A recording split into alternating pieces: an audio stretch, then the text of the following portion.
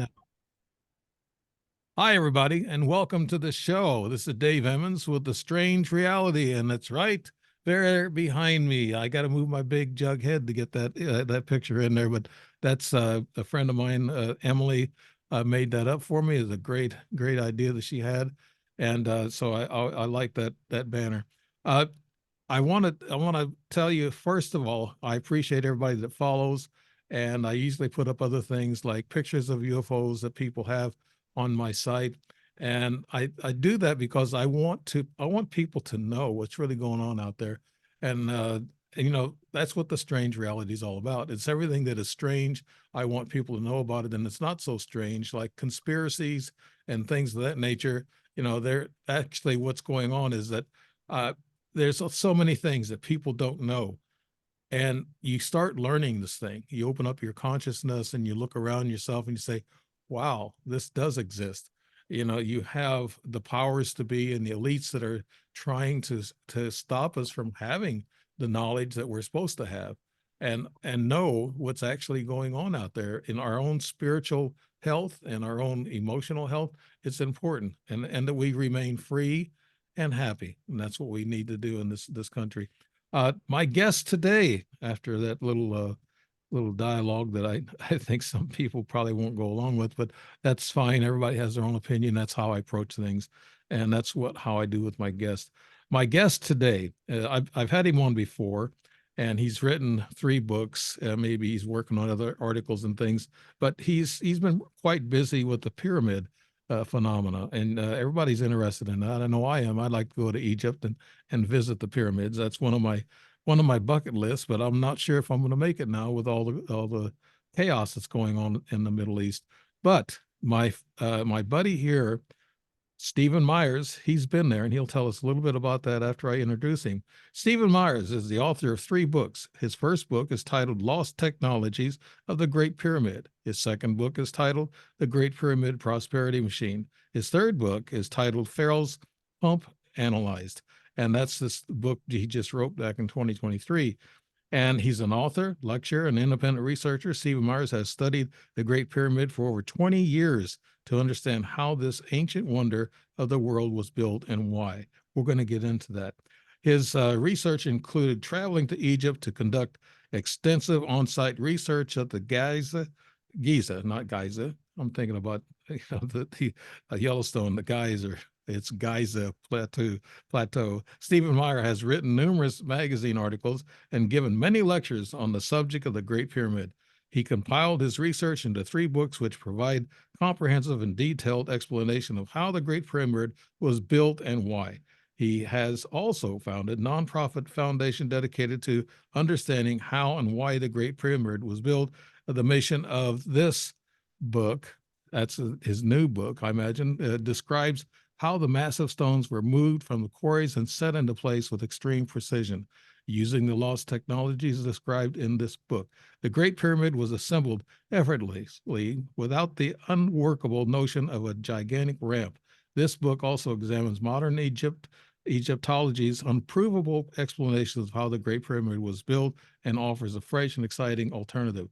Stephen Myers feels that the Great Pyramid is not just an irrelevant ancient structure. He contends that the Great Pyramid was built using advanced technologies which need to be redeveloped in our modern age. The most important aspect of this book is the contention that these ancient but highly advanced technologies can vastly improve your modern but very troubled world. This description may be from another edition of this product, and that's his latest book that he's got out, and that is Pharaoh's Pump Analyzed, examining the research of Edward J. Kunkel. And I'm sure people have seen him on Ancient Aliens and things of that nature, Mr. Kunkel. I was talking to Stephen a while ago, and I'm an ET guy, and I have experiences, and we talked about this 2 or 3 years ago.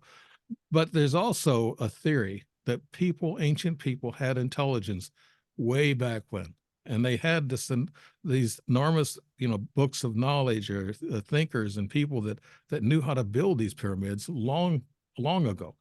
It may not be all ET. And I told Stephen, I said I'd split with him on this idea that ETs might have done it 60,000, 200,000 years ago and started developing the knowledge for these people, but then it stretched through humankind, and then maybe, possibly, maybe the humans had the knowledge without the help of the ETs with these pyramids. We'll find out. Stephen Meyer, welcome to the show, buddy. A little bit long-winded on that one, but I just want you to explain anything else that I might have missed in your bio and tell us what you've been up to. Well, thank you, Dave, for having me back on your show. What a what an honor to be back. So Yeah. it's been what, a year or two that It's we've been a been couple of years. interviewed. Yeah. But yeah, I'm on the show. I recently did a tour, led a 13-day tour to Egypt, which is marvelous.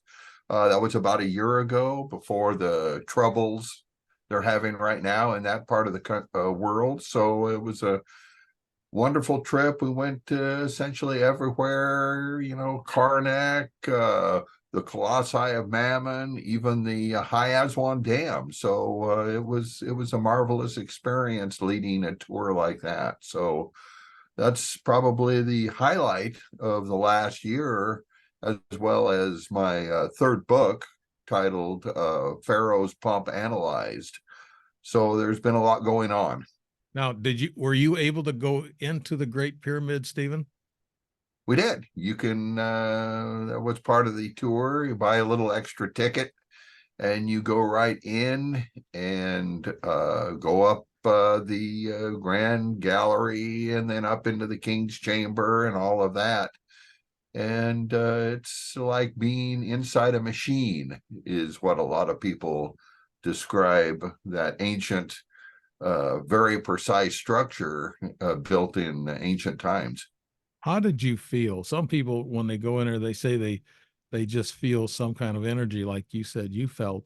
And is it maybe just could it be an emotional high that you are on, or is there you actually, or is there still energy inside that pyramid, Stephen?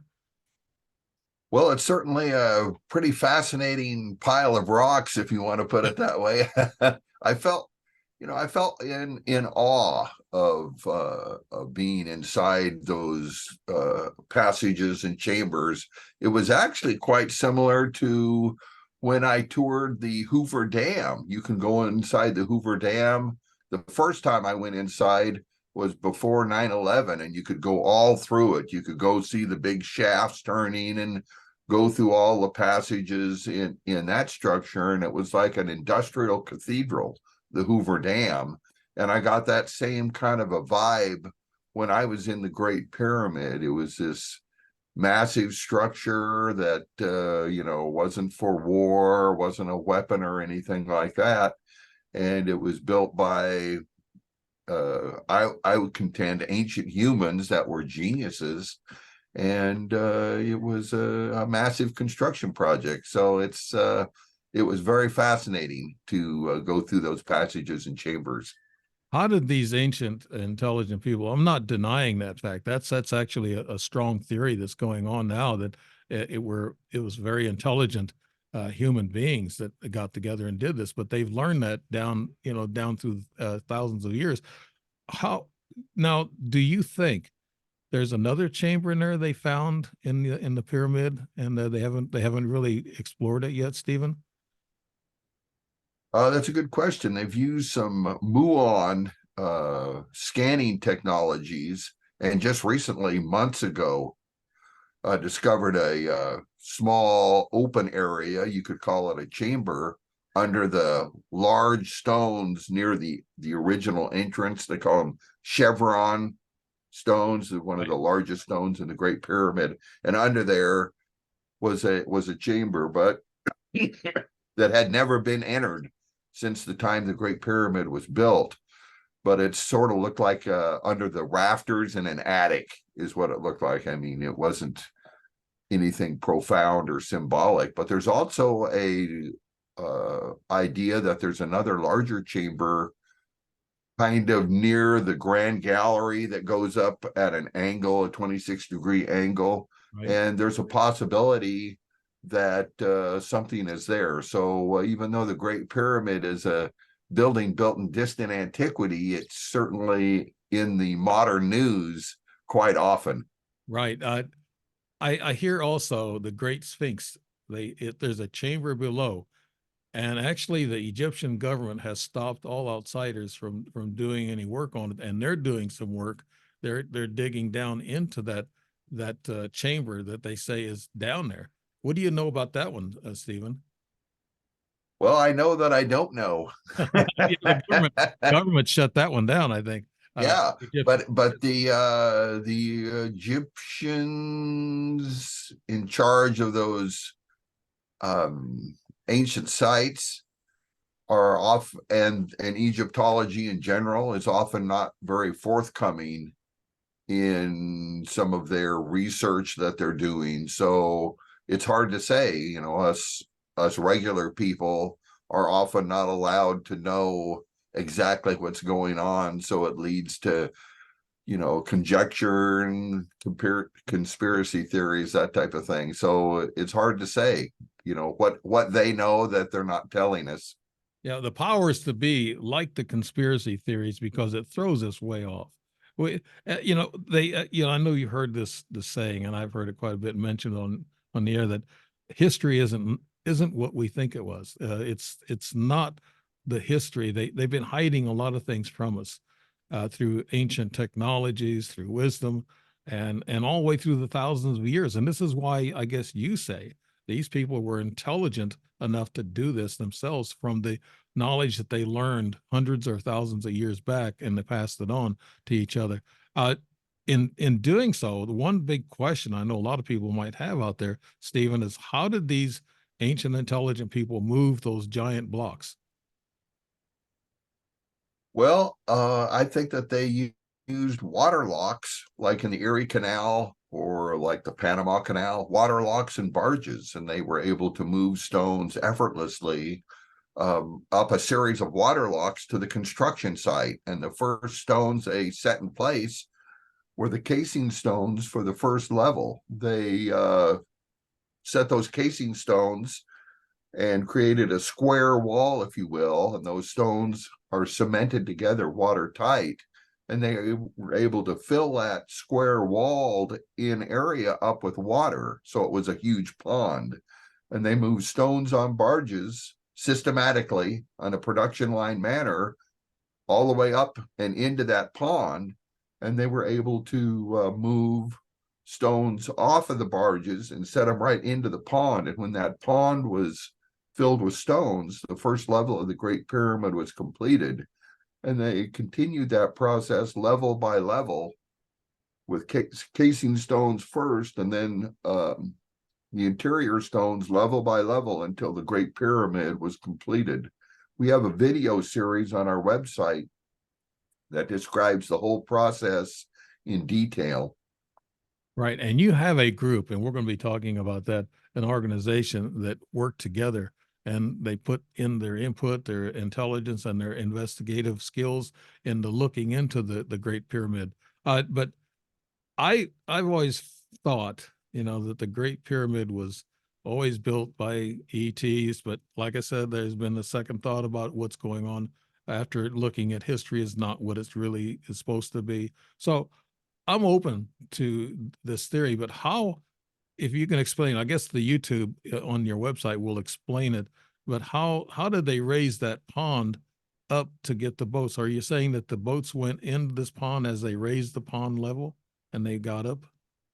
Yes, each level had a water lock that moved, that was on the side of the north face, if you will. So when they completed the first level, they added additional casing stones with an additional water lock and completed the process. So the stones on barges came from the Nile all the way up to the building site, up these water locks, and into that pond. So the second level was completed the same way the first one. They moved the interior stones in on that second level and took the stones off of the barges and set them right into the pond. So it was systematic level by level. And the way they supplied the water was that they had the descending passage and the subterranean chamber, excuse me, it was a water pump, kind of like a hydraulic ram water pump. So they were able to pump water up to supply the water locks and they were able to move the stones effortlessly. Well, I I know that the Edward J. Kunkel, you mentioned him in this book. He's been on Ancient Aliens and things of that nature. He actually describes that at one time there were water levels on the ancient Sphinx, and that you could see the water lines on that. And so, back, I guess, thousands of years, I guess the pyramid age is around what 3,000 BC? Is that what you think, Stephen? Or what is the age of the pyramid? Well, the age of the certainly the Great Pyramid is under scholarly debate. Egyptologists say the Great Pyramid was built about 4,500 years ago, but the age of the pyramids and the sequence of construction are all under scholarly debate. Mm-hmm. Dr. Robert Schoch, uh, his famous research about the water erosion on the Sphinx indicates that the Sphinx was built much earlier. Right. So that gives the possibility that the pyramids were built much earlier. And I think there's a conspiracy, or there's some kind of a reason why the government's involved now in trying to find that room. There's a vacancy underneath the front paws of the Sphinx, and the government now has closed it down to outsiders, and they're doing the work. They're thinking that that's a hall of knowledge. There's a big room of knowledge and books and things of that nature that describes how the pyramids and the ancient Egyptians, how they worked and how intelligent they are.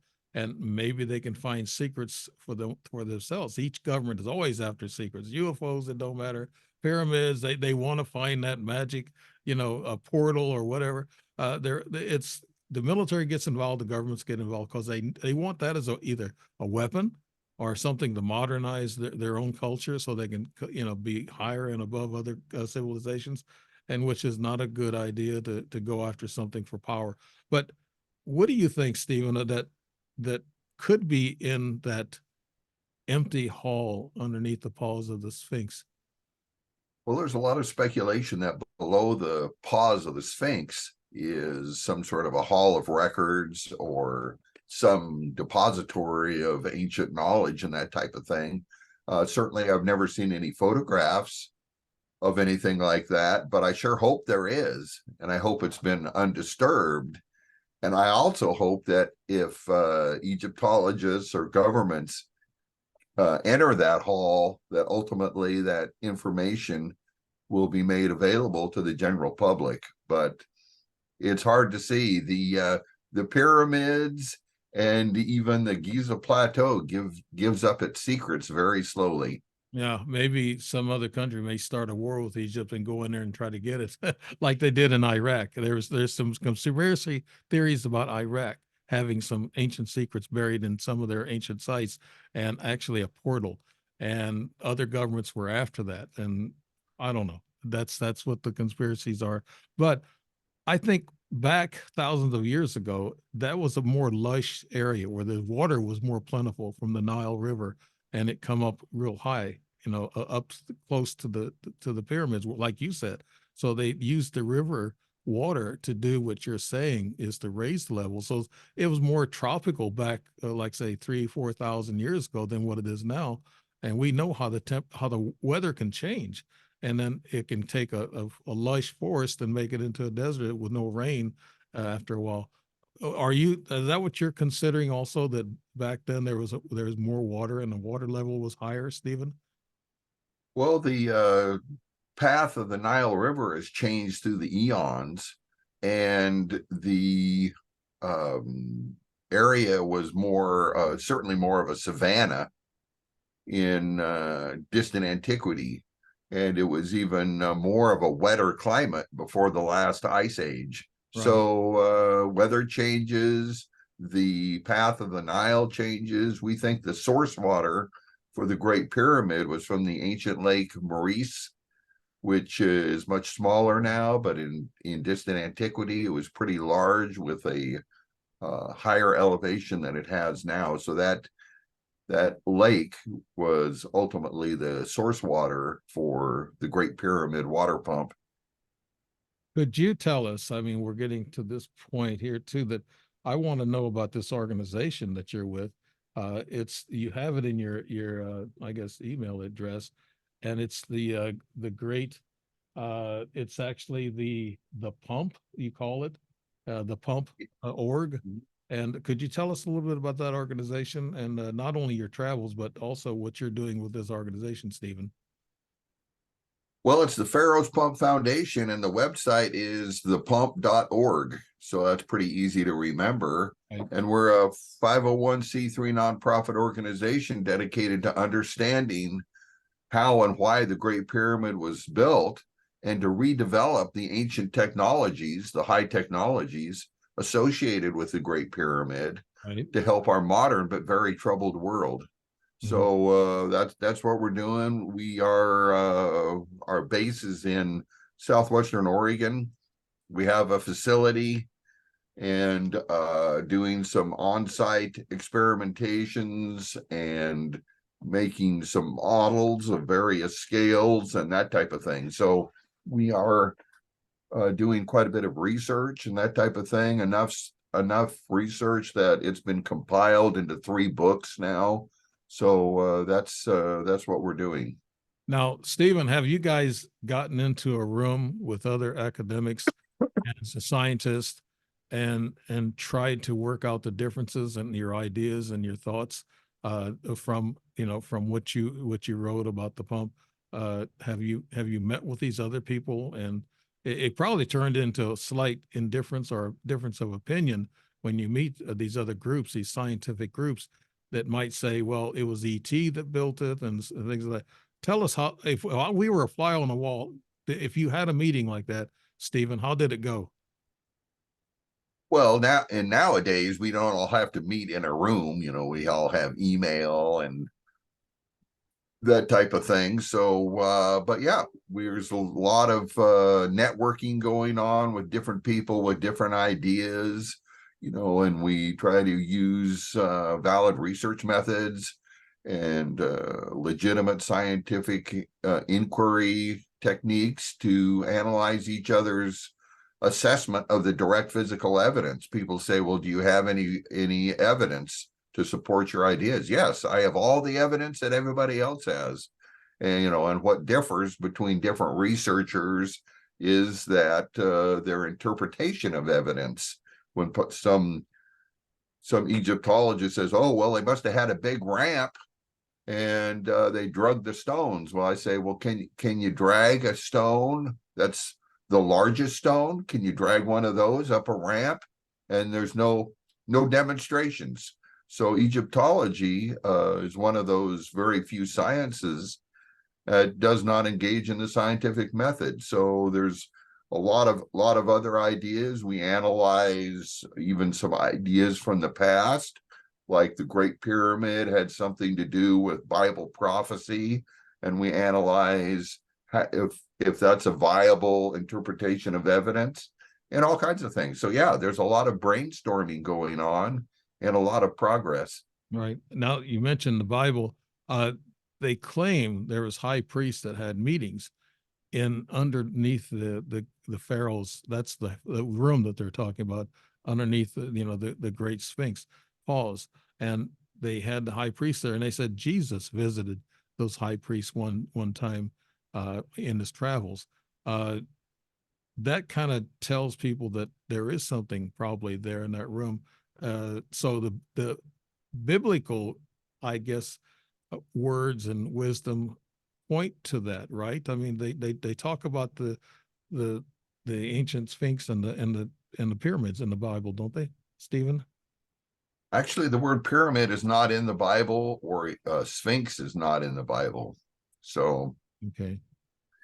those specific words, but some people that are into what they call pyramidology, they pick out Bible verses and they think that that relates to the Great Pyramid, its dimensions and size and angles. And they come up with this unit of measure called the pyramid inch that is supposed to help predict when World War II started, or the birthplace of Jesus and all of that. So there's quite a few correlations that people have come up with, but their validity is certainly under question. Right. I believe the Bible states that Jesus went to the high priest in Egypt and spoke to them and shared knowledge.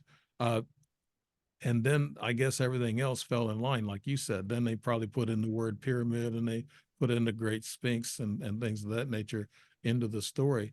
But I think the Bible just says that he, in his travels, he met with the high priest of Egypt. So to, I guess, to not, I'm trying to put a disclaimer in there that I'm not saying that it was in there. And you corrected that statement that the pyramid and the Great Sphinx was not in the Bible, but the visit to the high priest, you could agree to that he did, right, Stephen? Well, the Bible says that the Jesus and his family went into exile into Egypt, but it doesn't say very much explicitly what they did in Egypt. So I don't know if they made it all the way to Cairo and saw the pyramids or not. So it's hard to speculate Yeah. what Uh, exactly happened way back when. yeah, that's part of the conspiracy theories that everybody has to kind of rumble through and look at what's actually going on. Uh, your book, Pharaoh's Pump Analyzed, you're saying that this pump actually was used to create energy, Stephen? Yeah, I am. That the Great Pyramid was a power plant by being a water pump, that it was a self-contained water pumping system, and the pump water had many purposes. It served to certainly irrigate above the floodplain, but also to power heavy machinery or to power air compressors, if you will. And there's a lot of scientific things you can do with compressed air and that type of thing. I see the Giza Plateau as more of a science center or industrial park than some sort of a funeral related, area. So that's where the high information was manifest into machinery and devices to use the pumped water. Right.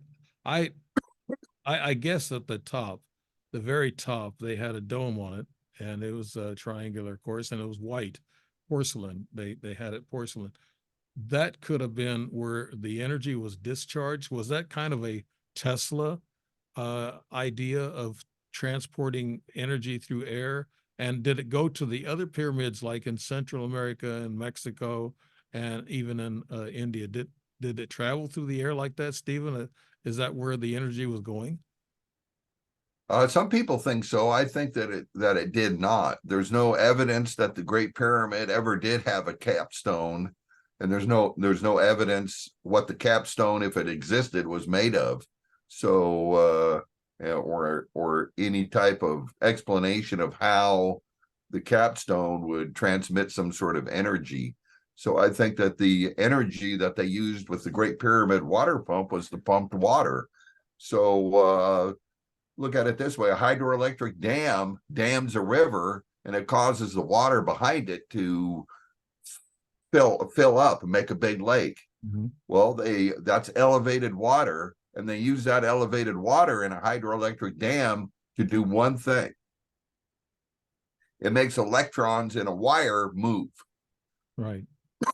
Well, we in our civilization use that in a whole host of ways, run our computers, our lights, power our electric cars and do everything else. Well, the Great Pyramid, I think, was infrastructure that did one thing and one thing only, and that is pump water. And the output was the King's Chamber vents, the upper ends. And the original builders, who were geniuses, were able to use that pumped water to do a whole host of things that allowed them to gain prosperity, to do scientific experiments, to irrigate their crops. So I also don't think Tesla. Now this will be controversial, Okay. but Tesla never talked about pyramids.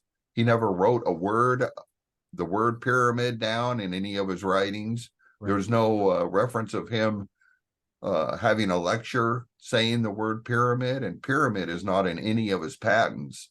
I think the idea that Tesla was interested in pyramids is a modern day myth that has no substantiation in any type of evidence. Right. Yeah, I don't think they actually passed that on, but how about they say these obelisks that stand in Egypt and also stand around the world. Even Washington D.C. has one. London has one.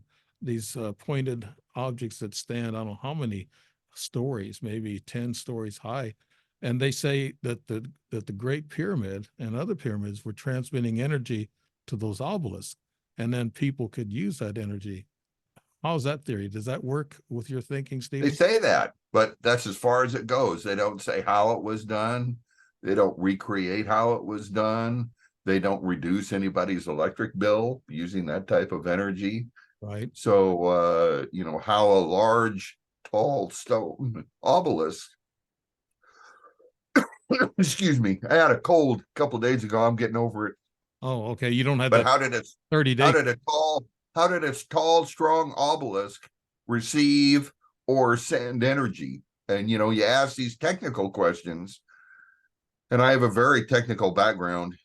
You ask those questions, and the people that are proponents of that idea have no coherent answer. So my books talk in detail about how the Great Pyramid operated as a water pump, but it's just you can't get past the idea that the obelisk sent or received energy.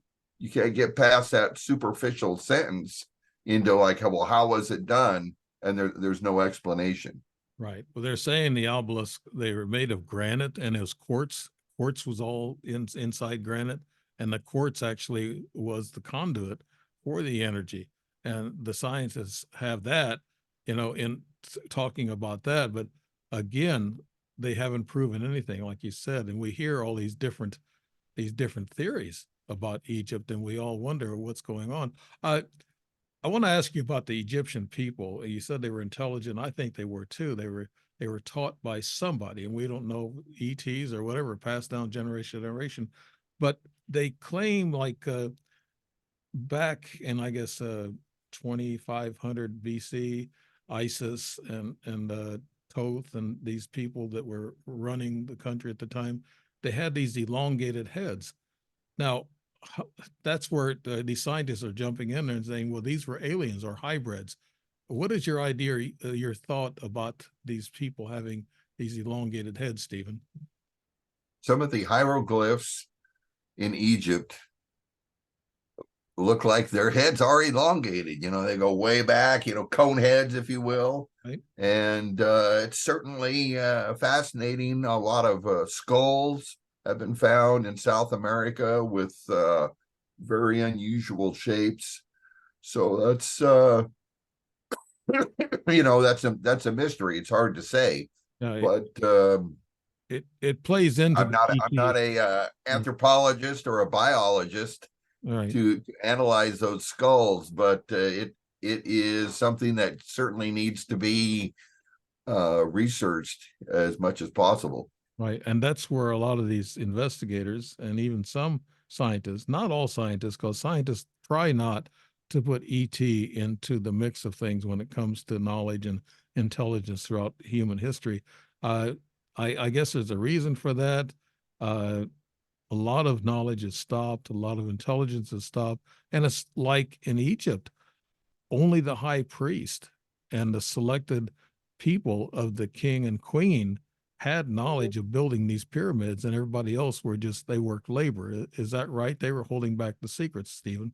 Well, people are people no matter what, and there's always an elite class in every civilization. Certainly, that's true now and in ancient Egypt, and every civilization, every kingdom Right. has their secrets. But I think when the Great Pyramid was built, it was common knowledge of how it was built. The people who built it understood what they were doing, and the people that watched it being built, watched it rise up to the sky, they understood what was going on. Mhm. So it is the honor and duty of modern day researchers to try to understand what was common knowledge when the Great Pyramid was built. Well, also we've heard that these people that were building, the technicians, the top architects, stone cutters, they were all highly trained professionals, and they weren't slaves. They did not use slaves to build the pyramids. Is that what your thoughts are too, Stephen? Well, actually, the citizenship status of the workers is not as interesting to me as what they did. Yeah. But they're probably not slaves. They were probably highly paid workers, just like people that built hydroelectric dams or large bridges. You Mhm. know, they're professionals and competent at what they're doing, and they get paid for their work. But probably not slaves. Right.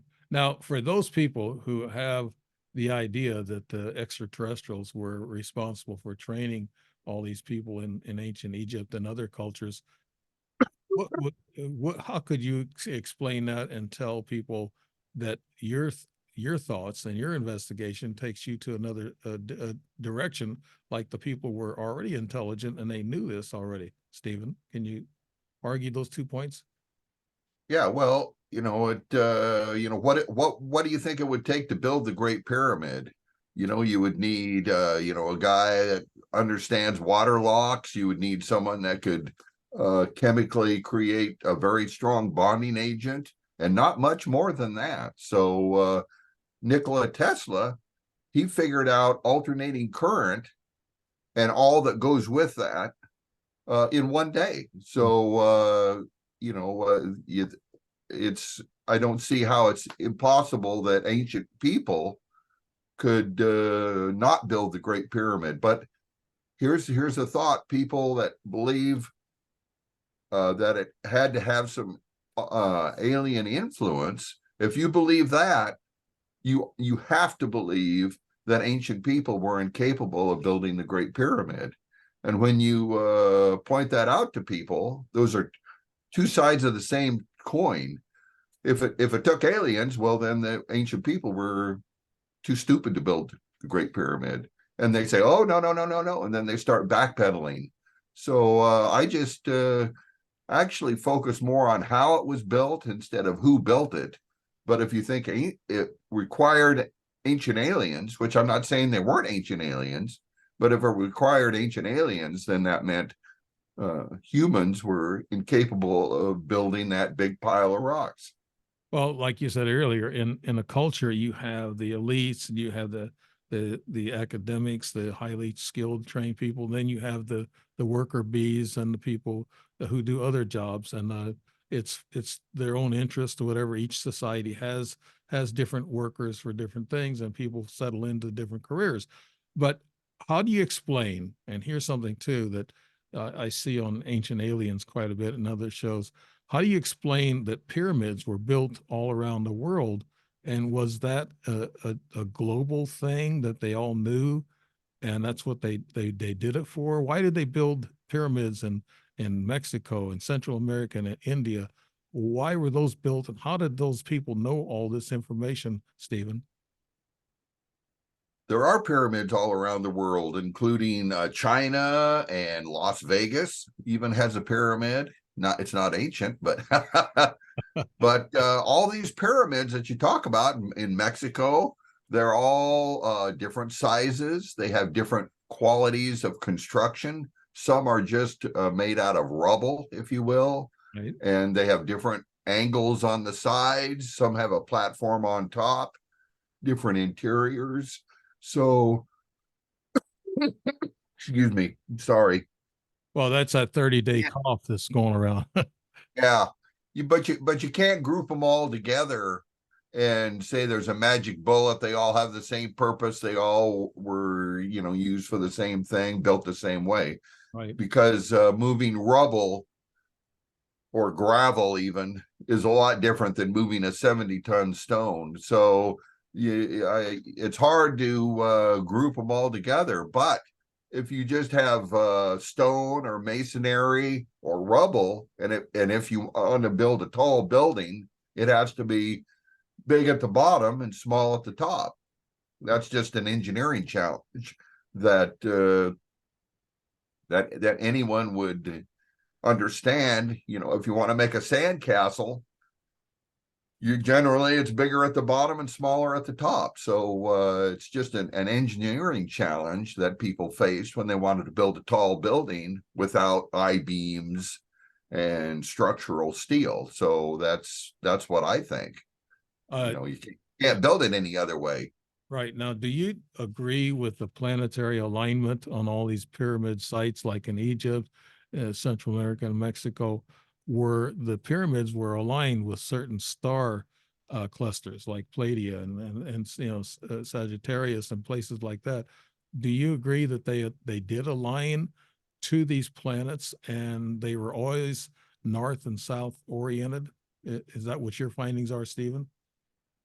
Well, my findings are that the Great Pyramid was not intentionally designed to align to any star. So I think that is the Orion correlation theory, and I think that theory is based on some very flawed research, some correlations without causation, some circular reasoning, and some other fundamental problems that makes that theory in crisis.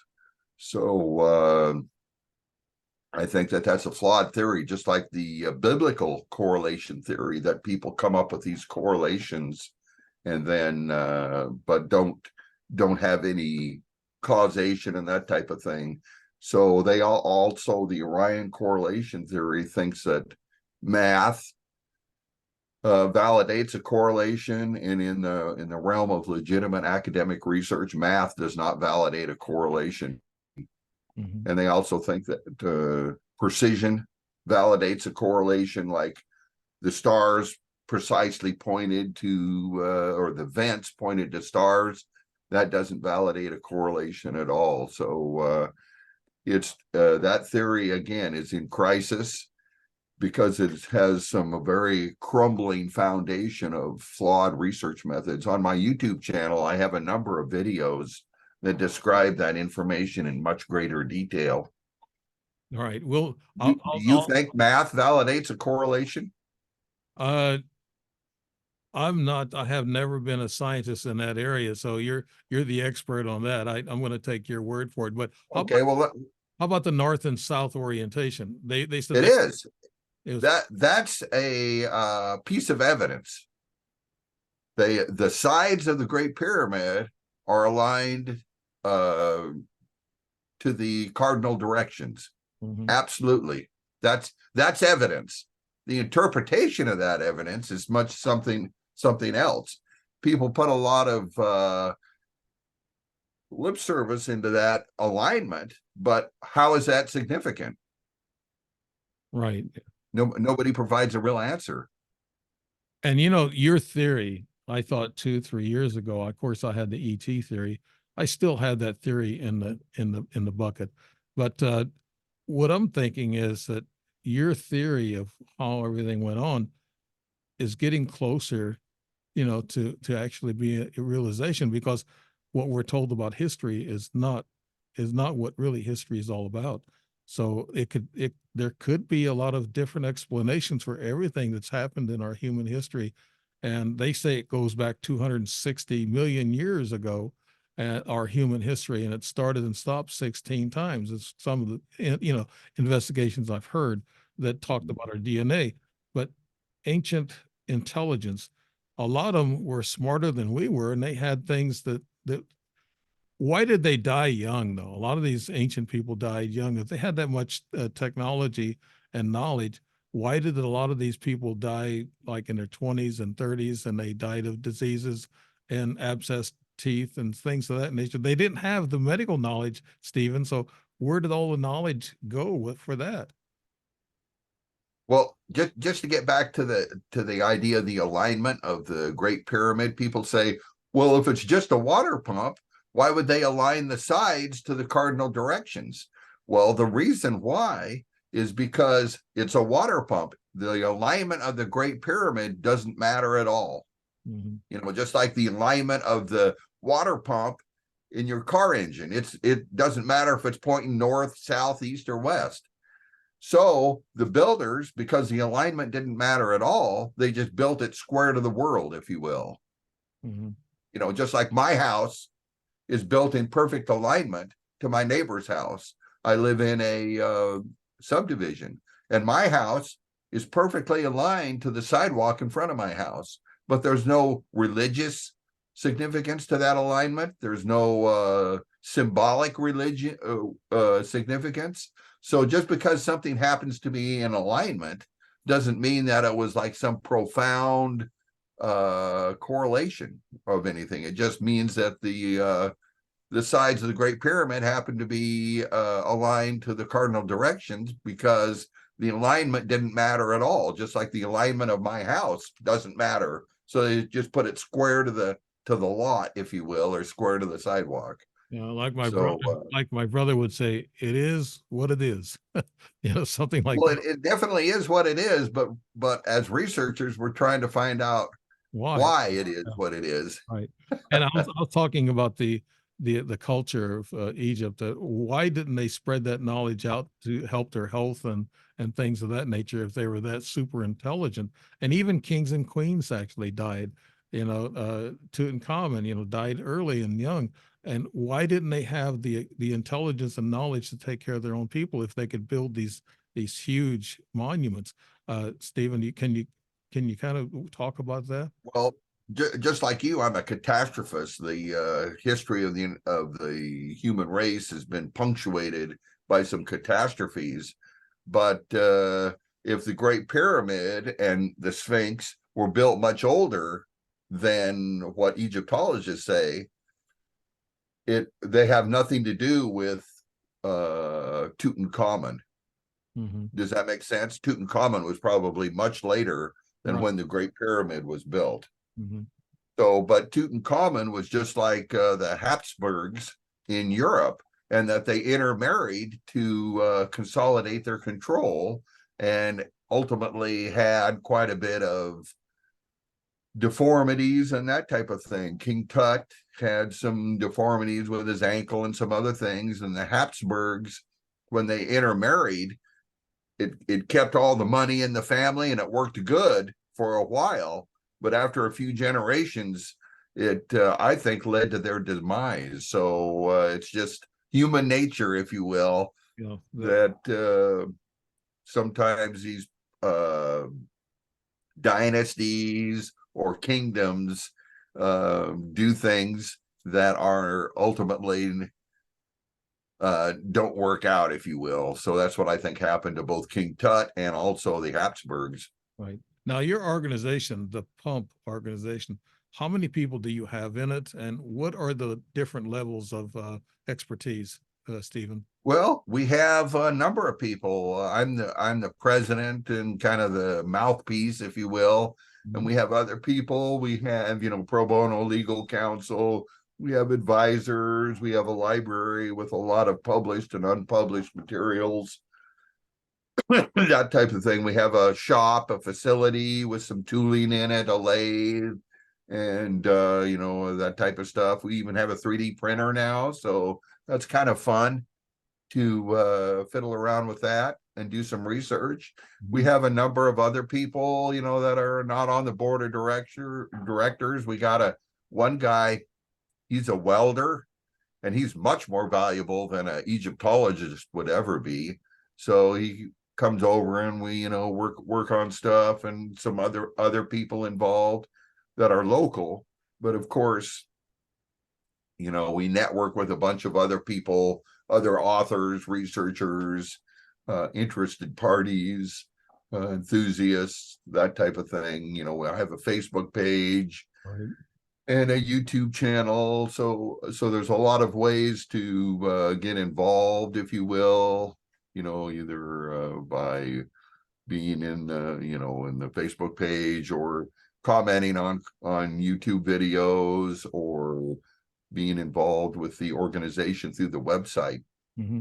Now, you mentioned your trip to Egypt. Are you planning another trip, number one? And number two, do you have people on the ground there that gives you updated information from time to time, Stephen? We do have a few people, some fans and enthusiasts that tell us what's going on and that type of thing. I don't have any trips scheduled right now, believe it or not. So if you're a tour guide and need help with your tour, let me know. But it honestly takes a lot out of a person, a lot of work Yeah, Howie to Sawas. organize a tour. Yeah, Howie Sawas was the Secretary of Antiquities in Egypt, and he was in control, and he was pretty tight-lipped. And when somebody mentioned ET, intelligence built those pyramids, he'd run them out of the country. Is that true? I mean, he come on point, didn't he, Stephen? Yeah, he was known for getting triggered and blowing his top and not playing well with others, if you will. He had a famous blow up with Graham, Ancient aliens. Yeah. Ancient Aliens Graham guy, yeah. Hmm. Uh, and it was to that one happened to be televised, but yeah, they say the company line, if you will, Egyptologists, and it has become a stagnated science, if you want to call it that. I call Egyptology a mystery religion, if you will, because they don't engage in the scientific method. It's stagnated, and it is based on a lot of assumptions that are unprovable, if you will. Hmm. So, but yeah, Zui Hawass was one of the, I think, the biggest hindrances to understanding ancient Egypt. I heard there was some scientists went there and started talking about ETs, and he actually pointed his finger. He said, "Get back in your cars and get out of here." So yeah, I heard that he had That makes sense, yeah. So he's a ramp guy, the big ramp, and just the well, whatever the traditional Egyptologists say, the construction of the pyramids mhm. were in this order and that. So it's well, all under scholarly debate. We're in a revolution of ideas right now, and a lot of the old ideas are falling away right. because they're unsupportable, and new, fresher uh, ideas are coming to the forefront. Right. Sawas, he had pride with his people. He said the Egyptians built it, period. He said our people built it. So he has that pride that is stopping him from, I guess, investigating any further and who could have helped. Okay, let's get to this other last point. On your book, Pharaoh's Pump Analyzed, examining the research of Edward J. Kunkel. Who was Edward J. Kunkel, Stephen? And tell us a little bit about your book in the last few minutes here. Edward J. Kunkel was a researcher and visionary, I think, who was the first person to say that the Great Pyramid was a machine, that it actually functioned as infrastructure, and the idea that it was built using water locks and barges, and that it was a water pump, that it was a machine that had a huge tangible return on investment. And he wrote a book called Pharaoh's Pump. I don't have it right in front of me, a copy of it, originally published in 1962, but it had several editions. I think the last one was 79, I believe, 1979. And anyway, my third book, uh, Pharaoh's Pump Analyzed, Right. is essentially an analysis of his research, and it also, my book describes how this direction of research has advanced. It's a little more technical than my other two books. So and it's quite a bit longer. It's just in ebook format. Right. So if it was in soft cover, it'd be too expensive, if you will. So it's just in as an ebook. As my other two books, they're in soft cover or Kindle ebook format. So, Mm-hmm. but it describes probably in greater detail the operation of the Great Pyramid water pump, and while it analyzes Edward Kunkel's research. So there's been a lot of advancement since, well, 60 years. Mm-hmm. And so it's been a pretty good book, and a lot of information in it. Okay, where could we find your books, Stephen, and also the organization, the Pump organization?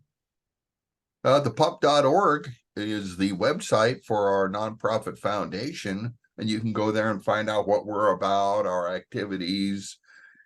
And you can email us to find out any information you want or questions you have. So, and then we have links from the pup.org to my YouTube channel with a whole bunch of stuff on it, and also your Facebook page that we have some fun on, if you will.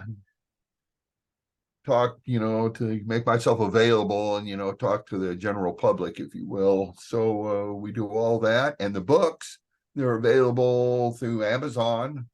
And the first two are Kindle ebooks or softcover. And the third book is just a Kindle ebook. And that's what most people go with now. You can read it instantly on your phone or Right. whatever. So Right. I'm a book writer, so I'm going to take that in consideration. So I want to thank you, Stephen. Our time is up. We agreed to an hour, so actually that hour went by so fast. All these shows go by so fast, and I have more I can talk to you about, and I know you have more you can tell us about. Maybe we'll bring you back again. You've been here before, so you'll be back again, buddy. I always like talking to you, and we always have a good show together, and I appreciate it. You've been listening to Dave Emmons and Strange Reality. thank you. It's Stephen Meyer, a gracious guest and knowledgeable guest, and also he presents the side of things that people don't realize, and maybe we need to open up our minds and take a look at things more fully. Thank you very much, Stephen, and thank you, people, for listening. I like it when I get the comments and stuff, and I'm sure the guests like that too, so they can see what's going on with what they're saying. Thank you, Stephen Meyer, and thank you to the public, and thank you, everybody.